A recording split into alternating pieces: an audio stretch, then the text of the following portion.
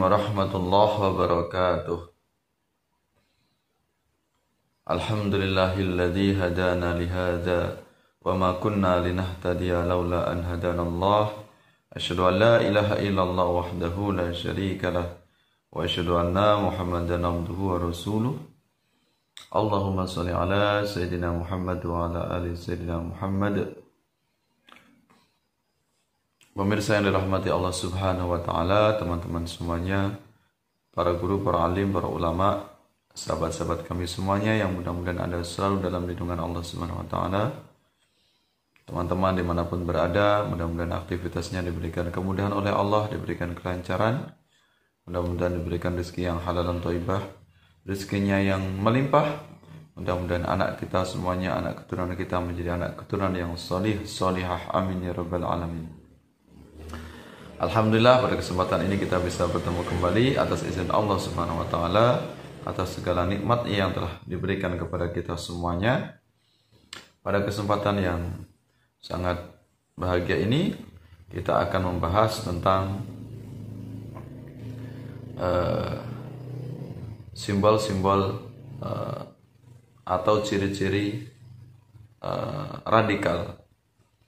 Ya, apakah benar bahwasanya ciri-ciri radikal adalah cingkrang, jenggot panjang, atau jidat hitam? Benarkah cingkrang, jenggot panjang, dan jidat hitam itu adalah ciri-ciri radikal? Ya, akan kita uraikan satu persatu sehingga jelas apa yang kita kaji. Pertama, kita akan membahas tentang cingkrang. Ya, orang yang bercelana cingkrang, mereka mengklaim mengikuti sunnah Rasulullah Sallallahu Alaihi Wasallam. Ya, meyakini bahwasanya celana yang di bawah mata kaki itu masuk neraka. Nah, pemahaman yang demikian itu, ya, boleh-boleh saja dan sah-sah saja. Ini yang ditafsirkan oleh kelompok Salafi atau kelompok Wahabi memaknai yang demikian itu, artinya sesuai teksnya, karena memang pemahaman mereka adalah tekstual, sehingga mereka cingkrang. Ya, silahkan saja jika tafsirnya demikian. Ya, memahami bahwasanya memaknai dari zahirnya hadis, pokoknya celana cingkrang apapun alasannya masuk neraka. Maka yang demikian itu ya silakan saja berkeyakinan yang semacam itu. Nah, bagi yang tidak bercelana cingkrang, tentu kita juga perlu untuk menghormati atau menghargai pendapat mereka, karena ini antara cingkrang atau tidak cingkrang ini adalah wilayah penafsiran terhadap hadis. Ya, karena yang tidak cingkrang pun tentu memahami bahwasanya larangan dari Rasulullah untuk bercelana isbal atau celana panjang yang sampai menutupi mata kaki ini karena ada sabab musababnya, yaitu dikarenakan adanya diikuti rasa sombong sebagai sebuah kebanggaan atau menandakan sebagai bentuk kemewahan, sehingga kemudian menimbulkan rasa sombong. Itulah yang dilarang oleh Rasulullah Sallallahu Alaihi Wasallam. Apakah benar setiap yang cingkrang ini terindikasi radikal? Ya, tentunya kita tidak bisa mengatakan semuanya, ya. Tidak bisa mengatakan 100% setiap yang celana cingkrang itu otomatis radikal atau ekstrim. Kita tidak bisa memukul rata yang demikian itu. Tapi kita juga tidak bisa memungkiri bahwasanya kelompok-kelompok terorisme, jaringan terorisme itu juga di antara mereka juga ada yang memahami bahwasanya celana cingkrang masuk neraka, atau mereka kelompok-kelompok yang terlibat dari terorisme itu juga sebagian di antara mereka adalah bercelana cingkrang. Ya, ini kita tidak bisa menutupi yang demikian itu. Tapi kemudian kita juga tidak bisa menyatakan bahwasanya setiap orang yang bercelana cingkrang ini otomatis adalah kelompok radikal. Ini kita tidak bisa berpahaman yang demikian itu. Intinya antara cingkrang dengan tidak cingkrang, yang terbaik di antara kita adalah bagaimana kita untuk saling menghormati, kemudian menjauhkan diri dari sikap-sikap ekstremisme atau radikalisme. Jadi mau cingkrang silahkan, mau tidak cingkrang juga silahkan. Ya, ini hanya wilayah penafsiran saja yang berbeda. Ya, yang penting mau cingkrang atau tidak cingkrang hendaknya untuk saling menghormati. Celana cingkrang boleh, silakan saja. Yang penting akalnya, pemahamannya, ilmunya juga tidak ikut cingkrang. Ya, artinya harus lebih luas pemahamannya, harus lebih legowo untuk menerima berbagai macam pendapat. Ya, kita boleh meyakini apa yang memang itu menjadi pendapat kita yang terbaik atau paling benar menurut pendapat kita, kemudian kita tidak bisa memaksakan pendapat kita ini harus diyakini oleh kelompok atau manusia lainnya. Ya, ini berkaitan dengan celana cingkrang. Ya, jadi tidak otomatis yang celana cingkrang itu adalah teroris atau kelompok radikal, tapi kita juga tidak bisa menutup mata bahwasanya ada di antara mereka kelompok teroris yang juga memahami secara tekstual, artinya mereka juga ada yang bercelana cingkrang. Kemudian yang berikutnya adalah tentang jenggot panjang. Nah, jenggot ini juga bagian dari sunnah Rasulullah SAW, kan Rasulullah memerintahkan untuk memanjangkan jenggot dan mencukur kumis. Cuma yang perlu kita garis bawahi bahwasanya yang diperintahkan oleh Rasulullah adalah jenggot yang memang itu panjang dalam ukuran kewajaran atau kepantasan. Karena kita tahu ajaran Rasulullah, ajaran Islam ini adalah mengajarkan tentang keindahan, kebersihan dan kerapian. Jadi tidak ada kemudian dengan alasan ingin memanjangkan jenggot kemudian jenggotnya tidak ada ukuran. Nah, ini yang jadi masalah. Dalam beberapa riwayat yang sunnah itu adalah sepanjang genggaman tangan. Artinya tidak boleh kemudian terlalu panjang, bahkan tidak dipotong sama sekali. Nah, ini tentu akan tidak sesuai dengan apa yang disunahkan Rasulullah SAW sebagai sebuah simbol keindahan. Jadi juga harus saling terkait, harus saling berpadu. Kita bisa mengikuti sunnah Rasulullah SAW, tapi kita tidak bisa mengabaikan sunnah Rasulullah yang lainnya. Jadi panjang jenggot dengan ukuran kewajaran, kepantasan dan tentunya kerapian. Kalau terlalu panjang tentu akan sulit atau identik dengan hal yang tidak rapi. Selain itu nanti juga akan membuat orang takut nanti ya, terutama anak-anak. Ya, anak-anak kecil jadi nanti akan ketakutan. Ya, jadi panjang jenggot ini sesuai dengan sunnah Rasulullah Sallallahu Alaihi Wasallam adalah yang sesuai dengan ukuran, bukan sampai kemudian melampaui batas, apalagi sampai awut-awutan tidak rapi. Karena kita tahu Islam juga mengajarkan tentang kerapian dan keindahan. Ya, ini. Jadi kita tidak boleh kemudian mengolok-olok orang yang berjenggot karena itu bagian dari sunnah Rasulullah, tapi bagi yang berjenggot juga hendaknya untuk bagaimana bisa memahami tentang perintah Rasulullah berjenggot, sunnah Rasulullah berjenggot sesuai dengan sunnah, dengan tidak menabrak atau melanggar sunnah-sunnah yang lainnya. Ya, dan kita tahu banyak kalangan muslim yang mereka juga berjenggot, dan yang berjenggot ini bukan hanya kelompok Salafi Wahabi. Umat Islam yang di luar dari kelompok Salafi Wahabi, kaum Ahlus Sunnah wal Jamaah juga banyak yang berjenggot.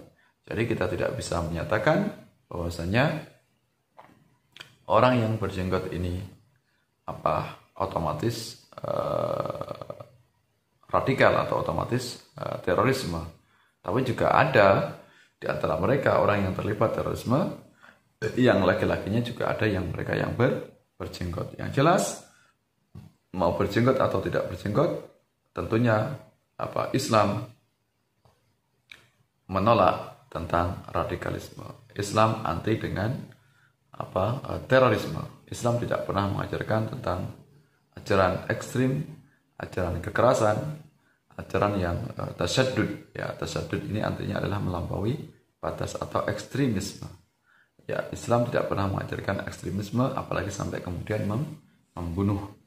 Ya, karena di masa yang normal seperti negara kita Indonesia yang jelas-jelas adalah negara yang sangat Islami, maka tidak ada alasan kemudian untuk membunuh demi menegakkan ajaran Islam. Jadi sudah tidak relevan, walaupun ayat itu jelas itu ayat Al-Quran, tapi kita dalam memahaminya atau menafsirkannya, bukan menolak ayatnya, menafsirkan ayat Al-Quran itu sesuai dengan konteksnya.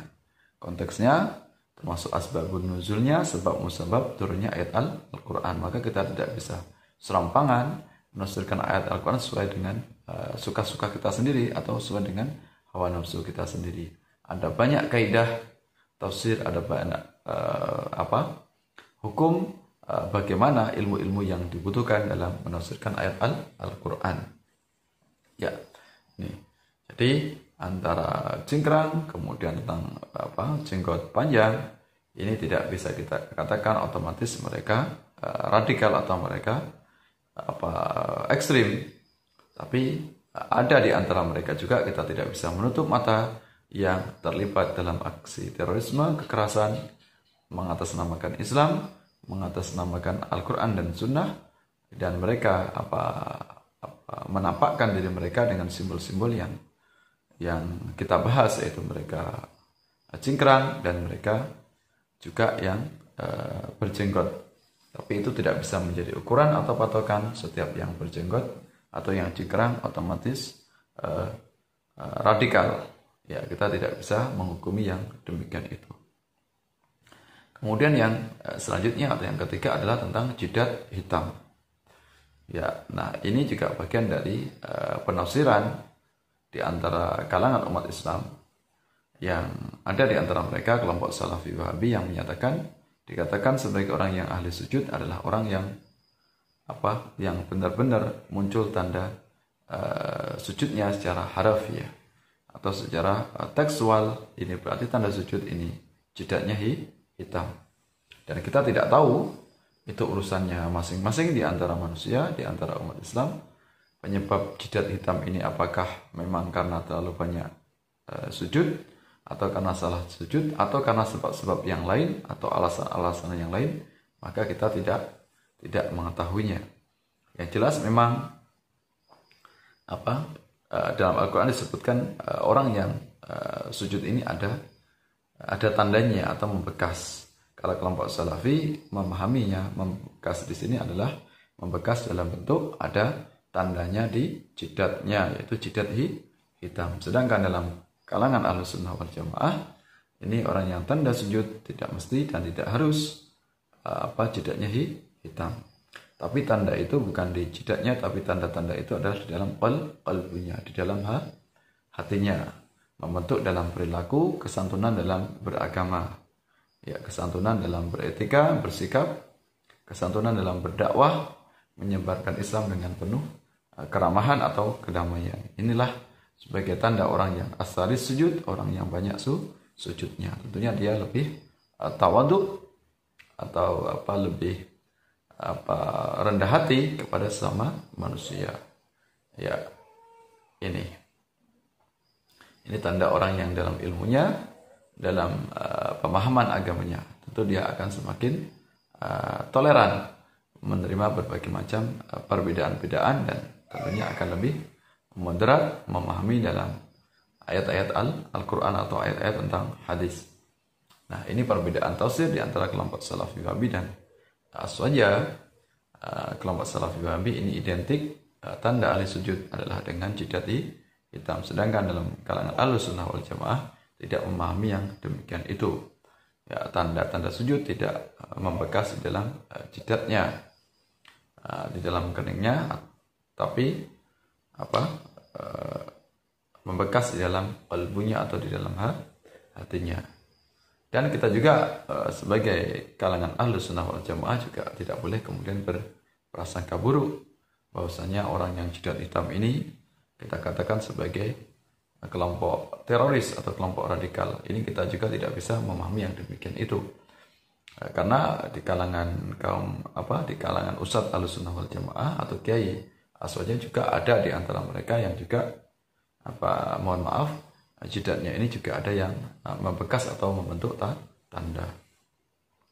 Jadi siapakah yang sebenar-benarnya ahli sujud, ahli ibadah? Tentunya kita tidak bisa menjawabnya karena itu rahasia, itu urusan pribadi masing-masing. Yang jelas tidak mesti dikatakan orang yang ahli sujud, orang yang ahli ibadah jidatnya hitam. Artinya apa? Yang jidatnya hitam belum tentu dikatakan, tidak bisa kita katakan adalah orang yang ria atau orang yang menyengaja jidatnya dihitamkan. Kita tidak bisa berpahaman yang demikian itu. Bisa saja memang sengaja dijidatkan atau dihitamkan, atau memang itu sudah alamiah, memang membekas demikian itu yang memang tidak digandaki, tapi memang benar-benar membentuk jidatnya hitam. Nah, ini memang sudah kehendak Allah Subhanahu wa taala. Kita tidak bisa mengatakan orang yang jidatnya hitam itu dikatakan orang yang ria atau orang yang pamer atau orang yang menyengaja jidatnya dihitamkan. Kita tidak bisa berpahaman yang demikian itu. Hendaknya kita untuk mengedepankan tentang husnuzon saja. Kalaupun ada yang sengaja jidatnya hitam biar dikatakan ahli sujud, nah ini antara ikhlas dengan tidak ikhlas itu adalah urusannya masing-masing. Kita tidak bisa menilai hati manusia.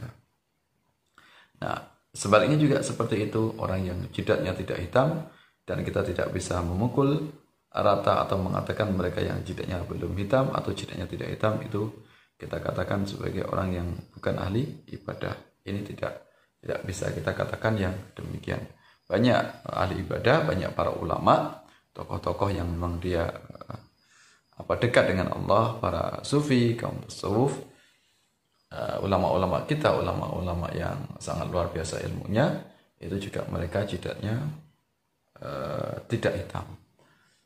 Itu artinya bukan berarti yang jidatnya tidak hitam ini yang tidak bersujud atau jarang-jarang sujud. Nah, jadi antara jidat hitam maupun tidak jidat hitam, hendaknya kita untuk bisa saling memahami, saling menghormati dengan tidak menghina satu sama lainnya.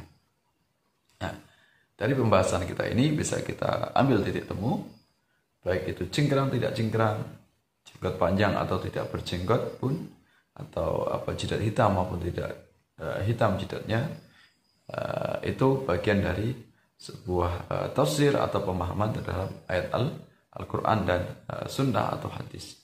Artinya kita tidak bisa memaksakan, tidak bisa meyakini di antara pemahaman yang berbeda-beda itu mana yang paling benar, mana yang paling mendekati apa yang dikehendaki Allah.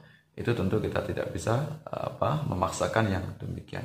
Kita semuanya hanya menganalisa atau berusaha untuk memahami, menafsiri apa yang ada dalam Al-Quran dan sunnah. Ya, dan tentunya amalan kita semuanya akan kita kembalikan kepada Allah Subhanahu wa taala, akan kita pertanggungjawabkan masing-masing. Dan yang paling utama titik temu itu semuanya titik temu berbagai macam perbedaan di kalangan tubuh umat Islam. Baik itu kelompok yang Salafi Wahabi, yang tekstual maupun kaum Ahlus Sunnah wal Jamaah, hendaknya untuk bisa saling menerima dan saling menghormati. Alangkah indahnya di antara berbagai macam perbedaan itu untuk tidak saling memaksakan, untuk tidak saling menghina. Ya, jadi kelompok-kelompok yang cingkrang, kelompok yang jidatnya hitam, atau kelompok yang jenggotnya panjang, maka hendaknya untuk menghindari sikap-sikap ekstremisme atau sikap-sikap radikalisme.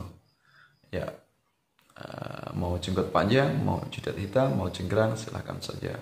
Yang penting paling utama kita hidup di Indonesia ini adalah kita mengedepankan tentang toleransi.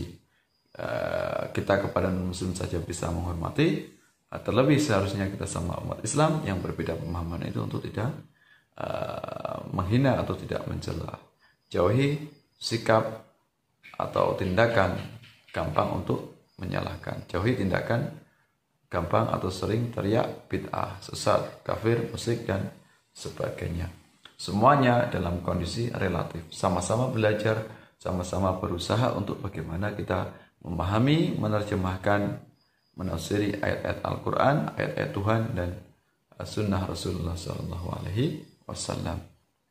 Ya, mudah-mudahan bermanfaat itu penjelasan saya.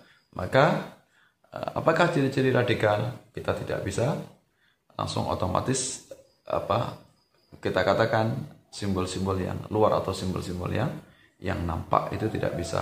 Tapi kalau kemudian kita mengatakan bahwasanya di antara kelompok yang menebarkan kebencian, suka teriak bid'ah, kesana kemari suka menuduh Syiah kepada kaum Ahlus Sunnah wal Jamaah, itu diantaranya mereka adalah, tidak semuanya ya, mereka diantaranya adalah yang celana cingkrang, jidat hitam atau jenggotnya yang terlampau panjang. Ini sebagai koreksi bersama, sebagai kita saling untuk toleransi dan saling menasihati. Ya, jadi jalan tengahnya di antara berbagai macam perbedaan di Indonesia ini, apapun alirannya, apapun organisasinya, adalah kita sikap moderatisme, atau dalam bahasa lainnya, bahasa Al-Quran adalah wasatiyah, atau sikap tawasud atau wasati. Wasati adalah sikap moderat, sikap untuk kita saling menghormati, menghindari sikap tasyadud atau sikap ekstrim atau sikap radikal. Mohon maaf atas segala kekhilafan, segala kesalahan. Mungkin teman-teman semuanya ingin menambahkan di kolom komentar. Kita saling menasihati, saling melengkapi. Segala kekurangannya mohon maaf. Wassalamualaikum warahmatullahi wabarakatuh.